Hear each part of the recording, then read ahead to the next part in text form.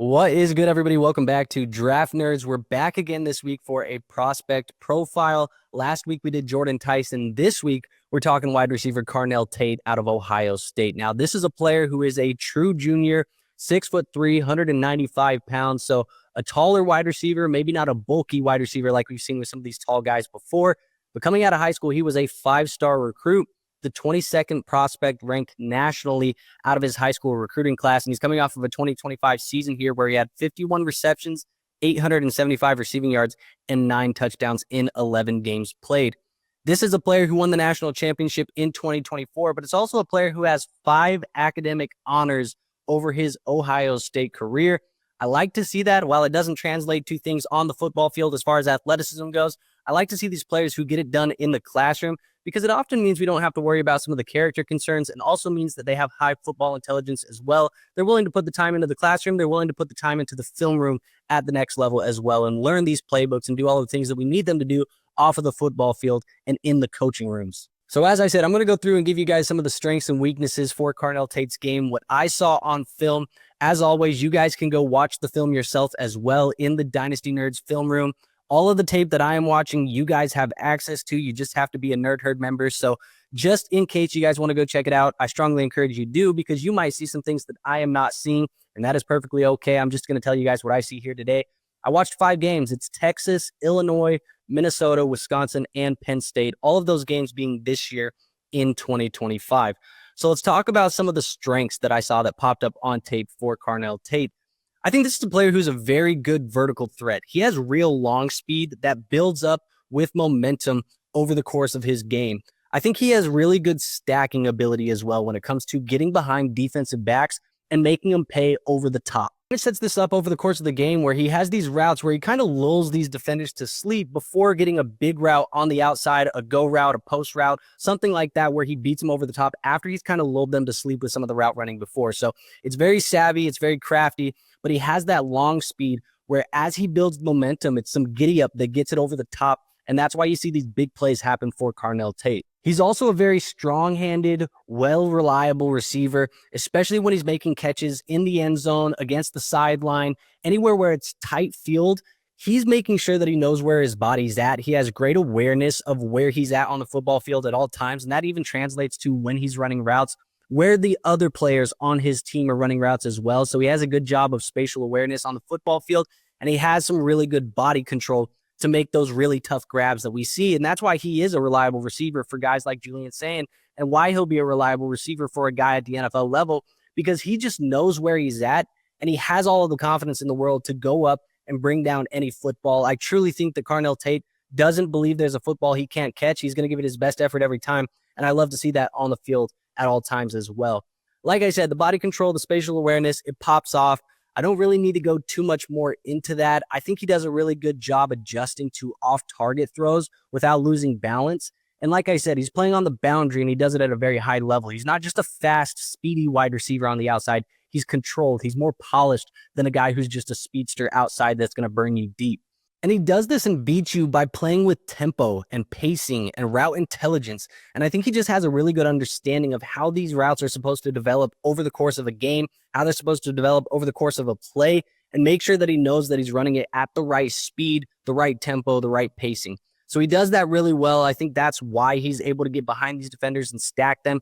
And I think he's very deceptive as a route runner. And I think that's what sets him up for these big plays over the course of the game as well. So definitely those are the superpowers that I'm seeing as I get on tape with him. He has a really good release. He's very solid against press coverage. I think he's quick off the line. He does a good job dipping his shoulders and kind of avoiding the hand contact from a DB. And that's going to get him vertical and into those intermediate routes very easily at the next level. The other thing that I think that I saw at times, which NFL teams are going to like, it's not necessarily going to translate to fantasy football success or anything like that if you play those, but it is going to be that he's a high effort and a willing blocker.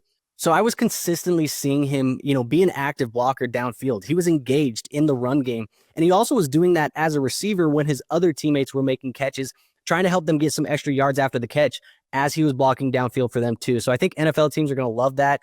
When I look at the weaknesses that I saw in his game, a couple of things popped up. There's nothing crazy on here that I think is really going to make him limited as a receiver. I think he's a very well-rounded wide receiver overall. but he does have some limited short area suddenness, and I do think he has some change of direction burst that could improve at the next level. It's not necessarily a bad point for him, but he definitely could improve on it. He doesn't really explode very hard out of the breaks on these dig routes, these out routes, these curls. It feels like he loses momentum when he's forced to stop and restart routes. So that's something that popped up for me on tape. I think he's an athlete, but not necessarily a twitchy, explosive athlete. I think he's a very fast, very reliable, big-bodied, physical presence type of guy that can beat you with speed instead of necessarily explosion and acceleration. It also felt like, at least in the games that I watched, there's obviously a lot more games that he played in, but in 5 games that I watched, it felt like the yak that he was getting was very minimal.